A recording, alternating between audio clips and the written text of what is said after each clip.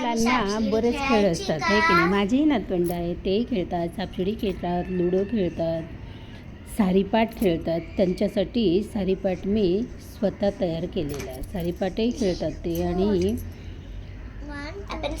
नेहमी तरी याच्यात गुंतून राहतात. खेळता खेळता छोटी नात धावतच माझ्याकडे आली आणि सापशिडीचा पट खाली आपटत म्हणाली, आजी, या दुष्ट सापाला मारून टाक बरं. बघा ना, सारखा मला गिळतोय.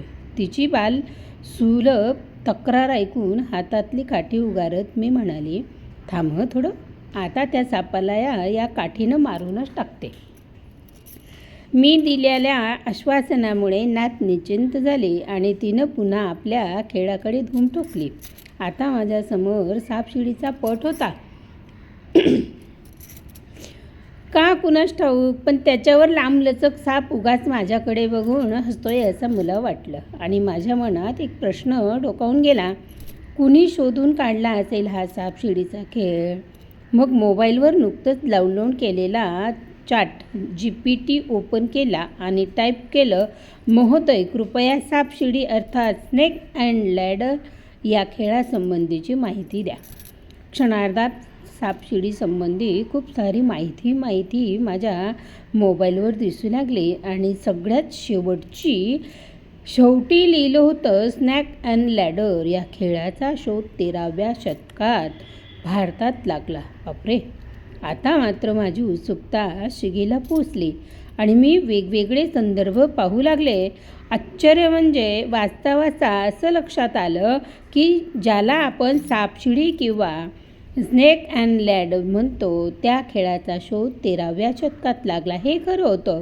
पण या खेळाच्या शोधाचं श्रेय संत श्रेष्ठ ज्ञानेश्वर महाराजांकडे जातं. हो, काय तुम्ही बरोबर ऐकलंत, संत श्रेष्ठ ज्ञानेश्वर महाराजांकडेच जातं. तुम्ही अगदी बरोबर वाचताय. आपली ज्ञानेश्वर माऊली या सापशिडीची खेळ जन्मदात्री आहे. कसं घडलं आहे सारं हे ऐकणंही खूप मनोरंजक आहे. म्हणजेच याचं असं झालं की एकदा मुक्ताई आणि तिची भावंड दुपारच्या प्रात अंगणात चेंडू खेळत होती. नेहमीचप्रमाणे ज्ञानेश्वर माऊली आपल्या आध्यात्मिक लिखाणातून गढून गेली होती. ऊनं खूपच वाढू लागलं तसं मुक्ताई अस्वस्थ झाली आणि धावतच ज्ञानेश्वरकडे येऊन म्हणाली, दादा, अरे बघ तर बाहेर सूर्य कसा आग ओढतोय. आता तूच सांग, असल्या उन्हात आम्ही कसं खेळणार?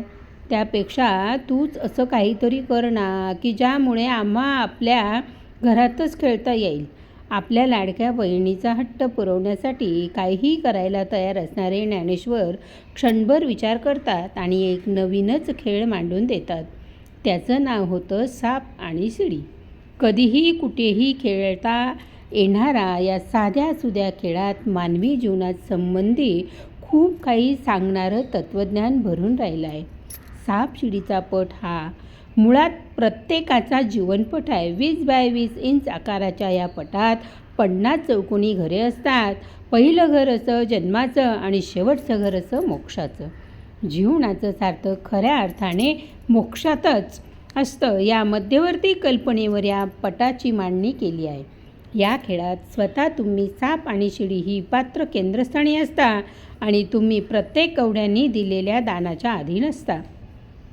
या कवड्या म्हणजे जणू काळात स्वयंप्रेरित रूपच असत. म्हणूनच त्या खेळाव्याच लागतात आणि जर तुम्ही खेळला नाही तर तुमचा जीवनप्रवास इथेच संपतो.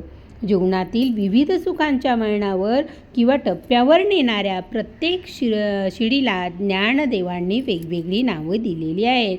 जसे की सत्संग, सत्कर्म, दया, क्षमा, शांती, प्रेम, सद्बुद्धी. तर यातील सापांना नावे आहेत काम, क्रोध, लोभ, मोह, मद आणि मत्सर. या खेळात या कवड्या पूर्ण पालथ्या पडल्या तर बोनस दान मिळते. म्हणजे तुमची कृती अर्थात कर्म उत्तम झाले तर तुम्हाला आयुष्यात पुन्हा एकदा संधी मिळते.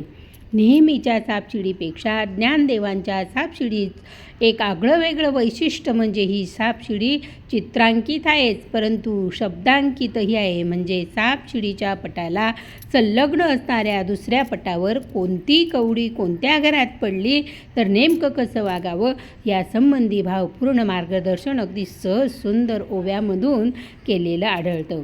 उदाहरणार्थ, तुम्ही क्रोधाच्या घरात गेलात तर तिथे तुम्हाला संयमाचं महत्त्व सांगणारी ओवी भेटेल. तुम्ही विद्येच्या घरात गेलात तर विद्या विनयानं शोभते या संबंधीचा गुरुमंत्र भेटतो. समजा तुम्ही हा सापशिडीचा खेळ खेळतच राहिला तर याचा अर्थ तुम्ही जोपर्यंत शेवटच्या मोक्षाच्या घरासाठी पात्र होत नाही तोपर्यंत जन्ममृत्यूच्या 84 लक्ष योनीत भरकटच राहणार. जीवन प्रवासच वास्तविक दर्शन दर्शविणारा आणि खेळता खेळता नकळत अध्यात्माकडे प्रवाहित करणारा हा सापशिडीचा खेळ खरोखर अद्भुत आहे याची प्रचिती येते. म्हणूनच ज्ञानेश्वरांनी या सापशिडीच्या खेळात मोक्षपट असं समर्पक आणि अर्थपूर्ण नामकरण केलं आहे. काळाच्या ओघात बरेचसे संदर्भ धुसरट होत चाललेत हे खरंच.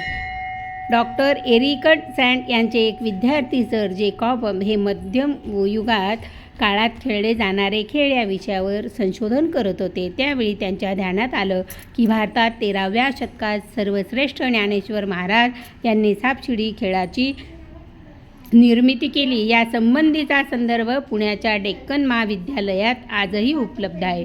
इंग्रजांच्या भारतातील वास्तव्यात त्यांना बुद्धिबळाप्रमाणे सापशिडी हा खेळ खूप आवडला. हळूहळू तो इंग्लंडपर्यंत पोहोचला. मग इंग्लंडच्या राणीने त्यात काही बदल केले आणि त्या आधुनिक स्नेक अँड लॅडर असं नामकरण करून टाकलं. माणसाच्या जन्मापासून मृत्यूपर्यंतचा प्रवास या मोक्षपटात सामावलेला आहे. जिज्ञासेपोटी माझ्या माहितीत आलेली ही रंजक माहिती मला खूपच उद्बोधक वाटली आणि ही आपल्यापर्यंत पोचावी यासाठी मी हा प्रपंच मांडला.